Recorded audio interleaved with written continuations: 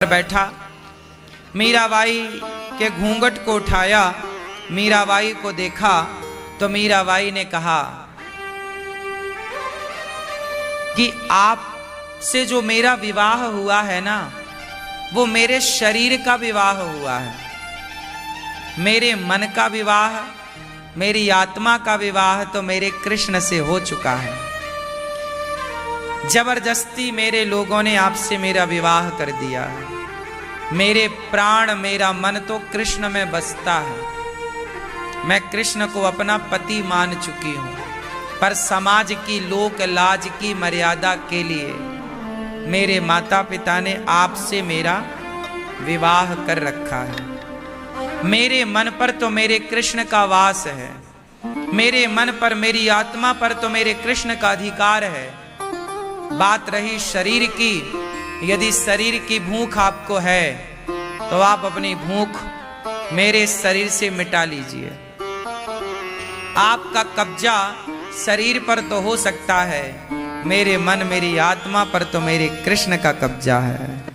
ये बात मीरा ने पहली रात्रि को, पहले मिलन में ही अपने पति को स्पष्ट कर दी। और मीराबाई के पति भी अच्छे थे, भोजराज बढ़िया थे, उन्होंने मीरा को बिल्कुल परेशान नहीं किया। मीरा की इच्छा के अनुसार उनके कमरे में मंदिर बनवाया, भगवान की पूजा आरती की व्यवस्था की, वो बढ़िया थे। पर जो सास थी, जो ससुर थे, मीराबाई संग कीर्तन में जाती, कथा में जाती तो ससुर को ऐतराज होता कि तू इतने बड़े घर की बहू है, तू वहां जाके सत्संग में बैठती है, सब लोग देखते हैं, अच्छा नहीं लगता।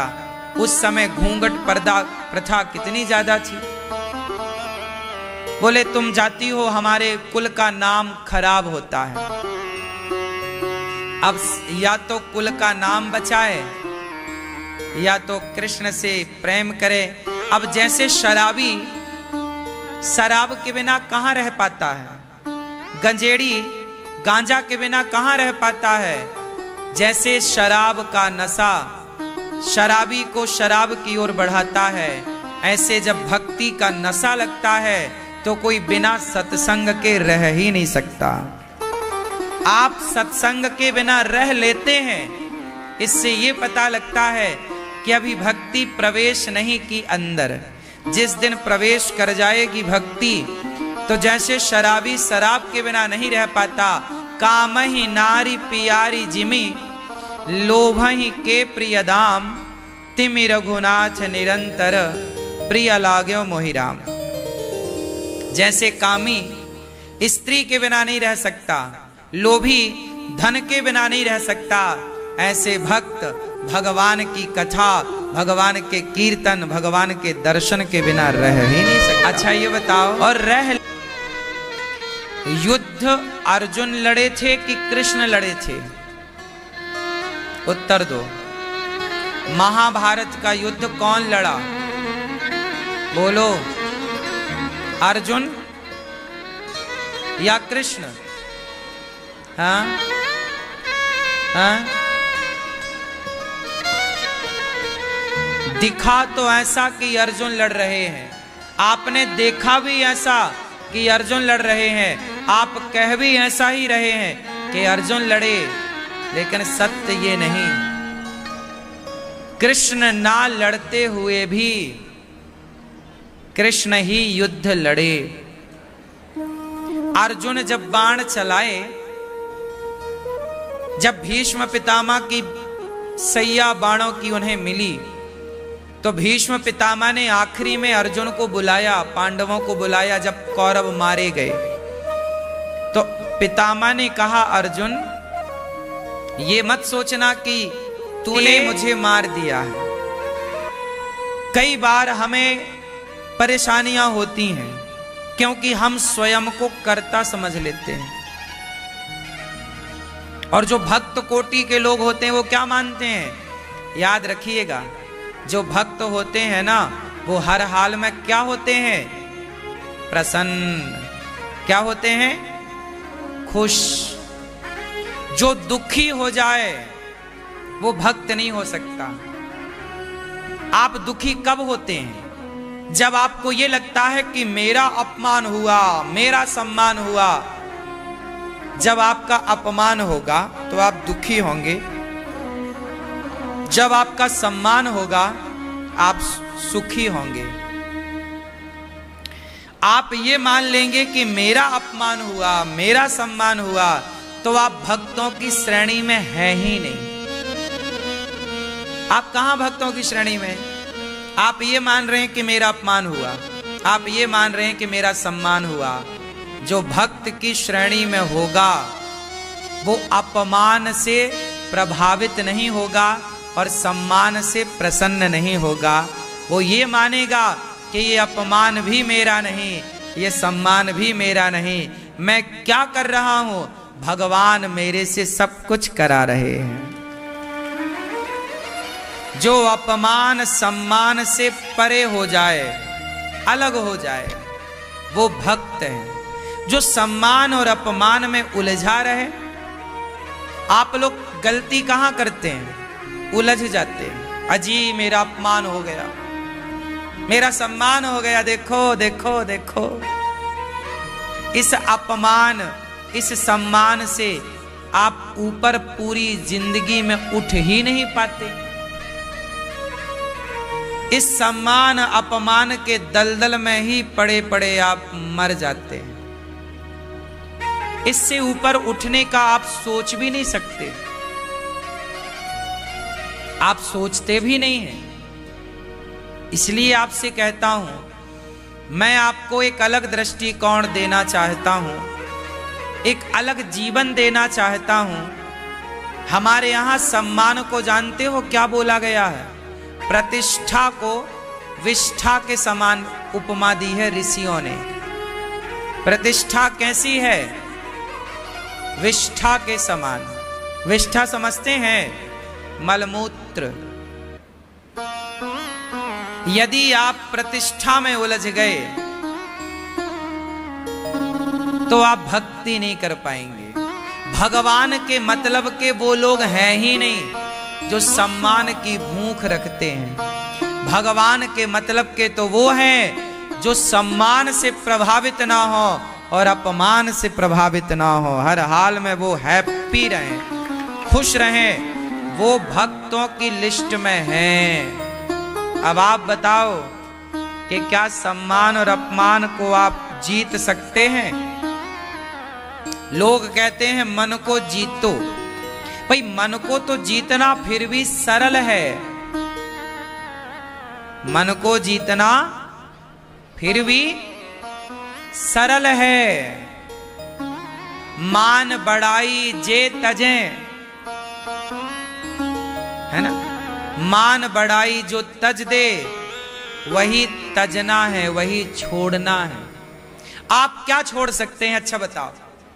भगवान के लिए आप, जैसे आज एकादशी है तो आप लोगों ने रोटी छोड़ दी, नमक छोड़ दिया, चावल छोड़ दिए। आपका दूसरा व्रत आया तो आपने ये छोड़ा वो छोड़ा। शुक्रवार का व्रत आया, खटाई छोड़ दी। दूसरा व्रत आया, ये छोड़ दिया वो छोड़ दिया। आपने आज तक दाल चावल सब्जी रोटी तो छोड़ी है, पर सच बताना, क्या सम्मान की भूख छोड़ी है? क्या अपमान से अपने आप को दूर रखा है? दूर रखना मतलब कोई अपमान कर रहा हो आपका और फिर भी आप ध्यान ना दें। क्या अपमान पाके भी आप स्थिर रहे हैं? आदमी अपमान पाकर विचलित हो जाता है। अपमान से क्या होता है? बोलो। विचलित। आपको अपमान बिल्कुल बर्दाश्त नहीं होता, नाक बिल्कुल फूल जाती है, आंखें लाल लाल हो जाती हैं, चेहरा लाल। अरे मेरा अपमान कर दिया, जाना कहाँ होगा। सारा अपमान का घूंट पीकर भी मीरा, मेरे तो गिरधर गोपाल दूसरो ना कोई, मेरे तो गिरधर गोपाल। सुनो, भगवान की राह पर चलने वाले को ऐसा बनना पड़ेगा जो अपमान सम्मान की दीवार तोड़कर जो केवल कृष्ण को याद रखे। भागवत जी में कथा है आखिरी में एक पंडित जी की। एक पंडित जी थे, वो के कान में आ गई। उसने सुन लिया उस पंडित जी ने कि ये मेरे बच्चे, मेरी पत्नी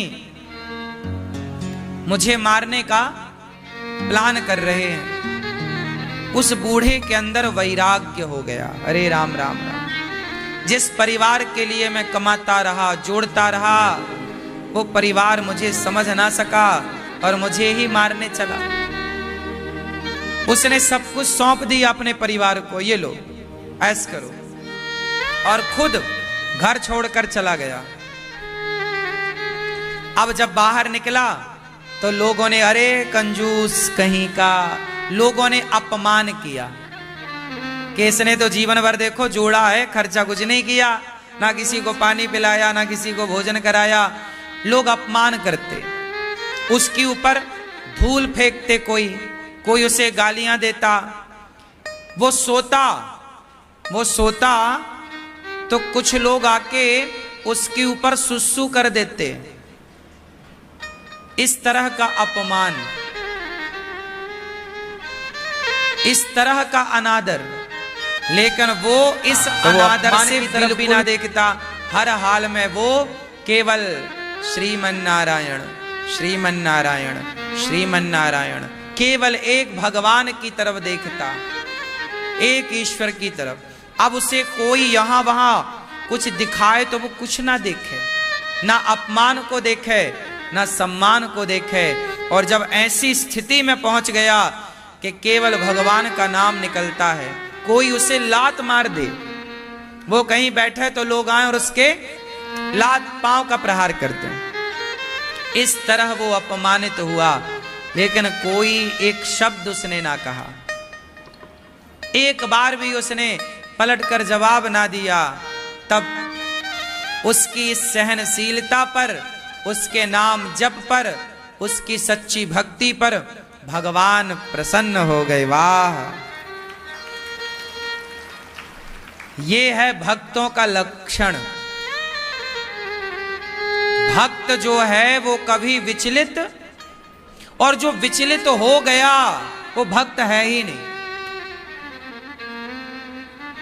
इसलिए आपने देखा होगा, मैं भी इन महापुरुषों की नजरों पे ना चढ़िए ना उतरिए।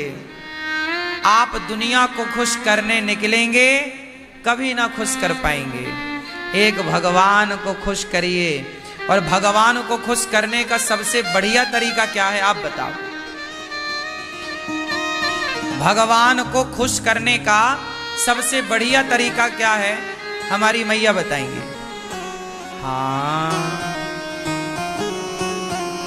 हाँ, भक्ति। आप बताइए, भक्ति। मैया आप बताओ। हाँ, भगवान को खुश करने का सबसे बढ़िया तरीका है सेवा। लक्ष्मण जी ने क्या की राम जी की? बोलो। लक्ष्मण जी कोई भक्ति नहीं करते। कहां माला जपते हैं लक्ष्मण जी? वो तो राम की आज्ञा के लिए खड़े रहते हैं। राम की आज्ञा का पालन करना ही लक्ष्मण जी की भक्ति है। ये बात सही है या गलत है? बोलो। तो भक्ति क्या है?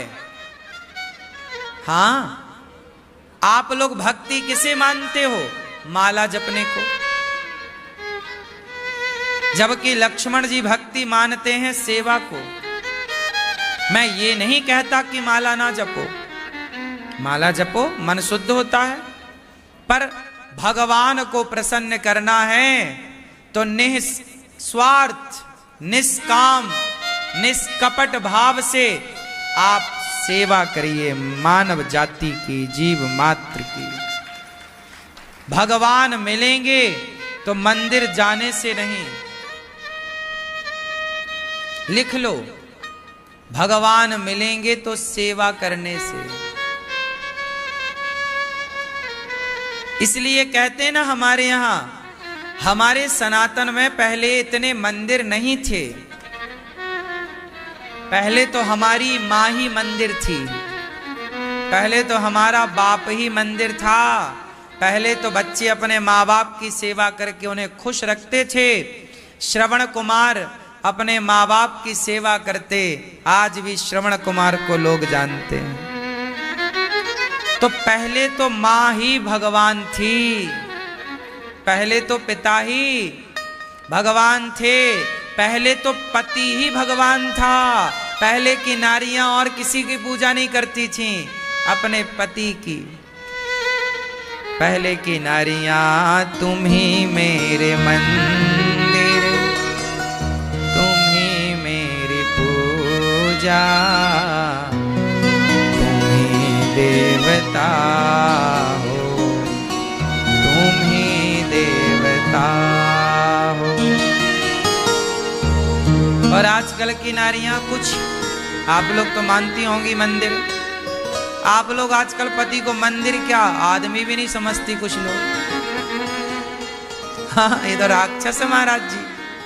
हाँ, कुछ स्त्रियां तो ऐसी हैं, पति को ही जूता मारती रहती हैं। ले, कुछ दो चार डंडा जमाती रहती, एक दो झाड़ू जमा देती हैं, ले साफ सफाई होती रहे। हाँ या ना? आप पिटते तो नहीं हो साहब? क्यों मुस्कुरा रहे हो ऐसे हैं जैसे आपकी भी धुलाई होती हो? नहीं पिटते ना झाड़ू से? क्यों आप पिटते हैं? सही रोज पिटते हो।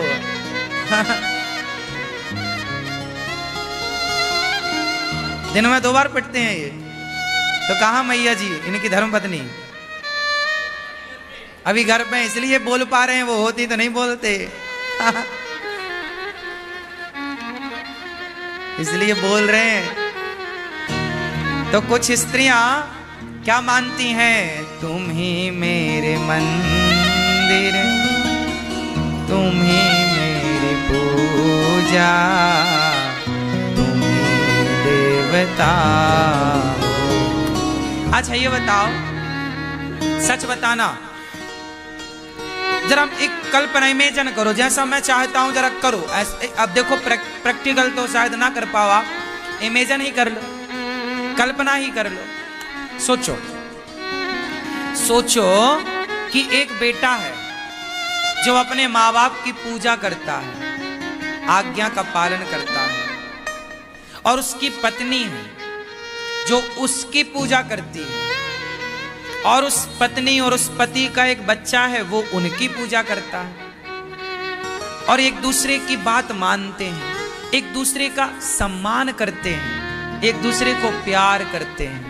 अब बताओ, जहां ऐसे लोग हों वो घर घर है या स्वर्ग वैकुंठ है? उत्तर दो। हमारे यहां पत्थर की पूजा नहीं होती, हमारे यहां पत्थर की पूजा दूसरे नंबर पर है। पहले माता पिता पति की पूजा होती है। लेकिन आज का समाज भटक गया है मेरी माँ। आज का बेटा अपनी माँ की पूजा नहीं कर रहा है, बाप की पूजा नहीं कर रहा है, पति की पूजा नहीं हो रही है। सिर्फ मंदिर में जाकर लोग भगवान को मंदिर में ही देख रहे हैं, ना पिता में, ना माँ में, ना पति में। कहाँ कोई देख रहा है? इसलिए आजकल गृहस्थियां बिगड़ रही हैं। तलाक कितने बढ़ गए। यदि स्त्रियां अपने पति को देवता मानने लग जाएं, भगवान मानने लग जाएं, और पुरुष अपनी पत्नी को देवी मानने लग जाए, क्या भगवान राम माता सीता का अपमान करते हैं? लड़ गए रावण से सीता माता के लिए, लंका जला दी रावण की सीता माता के लिए। एक नारी के प्रति कितना समर्पण भगवान राम का है, ये हर पुरुष को सीखना चाहिए। इससे, इन बातों से ही आपकी गृहस्थी अच्छी होगी। लेकिन आप लोगों को लगता है कि बस भगवान तो मंदिर में है। जो भगवान पत्थर में हो सकता है वो आपकी माता में और आपके पिता में तो हो ही सकता है ना। इसलिए ये दास अनिरुद्ध माताओं की सेवा करता है। गौरी गोपाल आश्रम में 288 माताएं रहती हैं। हम माओं की सेवा करते हैं। लक्ष्मण जी ने क्या किया? राम जी की सेवा। अनिरुद्धाचार्य क्या करता है? मैं सेवा से ही भगवान को प्रसन्न करता हूं। आप लोग पूजा करते हैं, करिए, पाठ करते हैं, करिए, सब अच्छा है। कोई मंदिर जाना गलत नहीं है, जप तप करना बिल्कुल गलत नहीं है, पर ये दूसरे नंबर पर है। पहले सेवा करो, सेवा के बाद समय बच जाए तो मंदिर चले जाना। उदाहरण समझो, आप में से कितने लोग पंडरीनाथ जी को जानते हैं? पंढरपुर विट्ठल भगवान, विट्ठलनाथ जी के बारे में कितने लोग जानते हैं? नहीं जानते?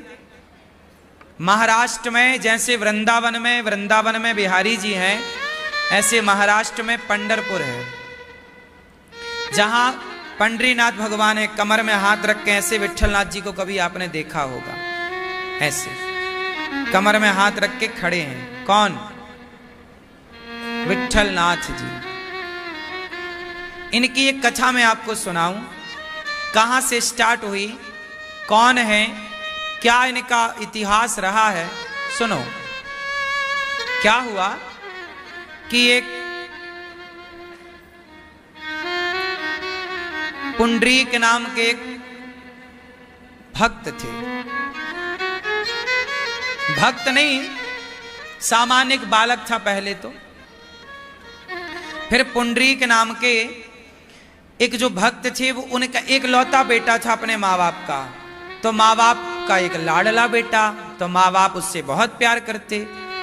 पुंडरीक बड़ा हुआ तो विवाह हुआ, और जब विवाह हुआ तो वो अपनी पत्नी में इतना आसक्त हो गया कि अपने बूढ़े माँ बाप को इग्नोर करने लग गया। बूढ़े माँ बाप की सेवा करनी उसने छोड़ दी। जब बूढ़े माँ बाप की सेवा करनी उसने छोड़ दी, तब बूढ़े माँ बाप को लगा कि अब तो हमारा बेटा देखता भी नहीं, अब घर में रहने से कोई फायदा नहीं। तो दोनों पति पत्नी, बुढ़ा बुढ़ी ने, माँ बाप ने विचार किया कि चलो अब तीर्थ यात्रा चलते हैं, वहीं मर जाएंगे, अब घर नहीं आएंगे वापस, क्योंकि बेटा तो देखता भी नहीं, आदर सत्कार करता ही नहीं।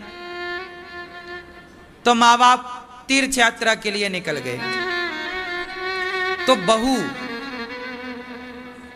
तो जो पुंडरीक जी की जो बहू थी, पत्नी, उसने कहा पति से, सुनते हो, आपकी मां विवाह में इतना बड़ा हार पहन रखा था, उसने तो अभी तक दिया ही नहीं, लगता है झोले में रख के जा रही है, जाओ हार निकाल लेना बस। तो अब माँ बाप तीर्थ यात्रा पर निकले बैलगाड़ी से। उस समय बैलगाड़ी का जमाना था। तो बैलगाड़ी पर वो चढ़े और दोनों पति पत्नी तीर्थ यात्रा के लिए निकले। तो बेटा पीछा करता करता काशी पहुंचा।